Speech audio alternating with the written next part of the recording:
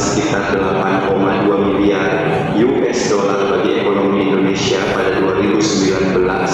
Selain itu, hutan juga mendukung sektor ekowisata seperti Taman Nasional Gunung Leuser di Sumatera. Secara sosial dan budaya, hutan menjadi rumah bagi masyarakat adat yang sangat bergantung pada hutan untuk makanan, tempat tinggal, dan obat-obatan. Banyak suku adat yang tinggal di sekitar hutan Kalimantan dan Papua memanfaatkan hutan secara lestari. Ancaman terhadap hutan, Indonesia mengalami laju deforestasi yang tinggi. Data menunjukkan bahwa antara 2001 hingga 2020, Indonesia kehilangan sekitar 24 juta hektar tutupan pohon. Penyebab utamanya adalah penebangan liar, ekspansi perkebunan kelapa sawit, dan kebakaran hutan. Sumber daya alam yang kedua adalah tambang. Indonesia kaya akan sumber daya tambang. Beberapa tambang utama Indonesia mencakup minyak bumi dan gas alam. Indonesia merupakan salah satu produsen utama minyak bumi dan gas alam di Asia Tenggara. Cadangan minyak bumi Indonesia mencapai 3,2 miliar barel pada 2021, sementara cadangan gas alam diperkirakan sekitar 135 triliun kaki kubik. Sektor minyak dan gas menyumbang sekitar 9% dari pendapatan domestik bruto Indonesia pada tahun 2020. Batu bara. Indonesia adalah eksportir batu bara terbesar di dunia dengan produksi mencapai 563 juta ton pada 2020, di mana lebih dari 75% dari produksinya diekspor. Sebagian besar batu bara digunakan untuk pembangkit listrik di dalam dan luar negeri. Mineral lainnya, Indonesia juga memiliki tambang emas, tembaga, nikel, dan timah. Tambang Grasberg di Papua merupakan salah satu tambang tembaga dan emas terbesar di dunia. Pada 2019, produksi emas Indonesia mencapai 130 ton, menjadikannya salah satu produsen emas terbesar di dunia. Tambang nikel di Sulawesi dan Maluku menjadi sumber penting untuk produksi baterai kendaraan listrik yang sangat dibutuhkan dalam transisi energi global. Dampak dan tantangan. Sektor tambang berkontribusi signifikan terhadap ekonomi nasional, tetapi juga membawa dampak negatif bagi lingkungan. Aktivitas tambang dapat menyebabkan deforestasi, pencemaran air, dan tanah. Selain itu, konflik sosial seringkali muncul di daerah-daerah tambang, terutama terkait dengan hak-hak masyarakat lokal dan adat. Kemudian, dengan garis pantai sepanjang 95.181 km, Indonesia merupakan negara kepulauan terbesar di dunia yang terdiri dari lebih dari 17.000 pulau. Lautan Indonesia mencakup zona ekonomi eksklusif ZEI seluas 6,4 juta kilometer persegi, menjadikan sektor kemaritiman sebagai salah satu kekayaan utama negara. Potensi kemaritiman. Perikanan. Indonesia adalah salah satu negara penghasil perikanan terbesar di dunia. Pada tahun 2020, produksi ikan tangkap mencapai 6,65 juta ton, sementara produksi perikanan budidaya mencapai 13,2 juta ton. Komoditas utama termasuk ikan tuna, kerapu, udang, dan rumput laut. Sektor ini menyumbang sekitar 2,6% dari PDB Indonesia. Energi laut. Indonesia juga memiliki potensi besar dalam pengembangan energi terbarukan dari laut, seperti energi gelombang dan angin lepas pantai. Wilayah maritim Indonesia juga mengandung cadangan minyak dan gas di laut lepas. Pariwisata bahari. Wisata bahari seperti di Raja Ampat, Bali, dan Labuan Bajo menarik jutaan wisatawan domestik dan mancanegara setiap tahunnya. Sektor ini juga menyumbang signifikan terhadap pendapatan negara. Tantangan kemaritiman. Overfishing, yaitu penangkapan ikan yang berlebihan, menjadi masalah serius di beberapa wilayah perairan Indonesia. Ini mengancam keberlanjutan sumber daya laut dan kesejahteraan komunitas nelayan. Keamanan laut. Wilayah perairan Indonesia seringkali dihadapkan pada masalah keamanan seperti illegal fishing, penyelundupan, dan pencurian sumber daya alam.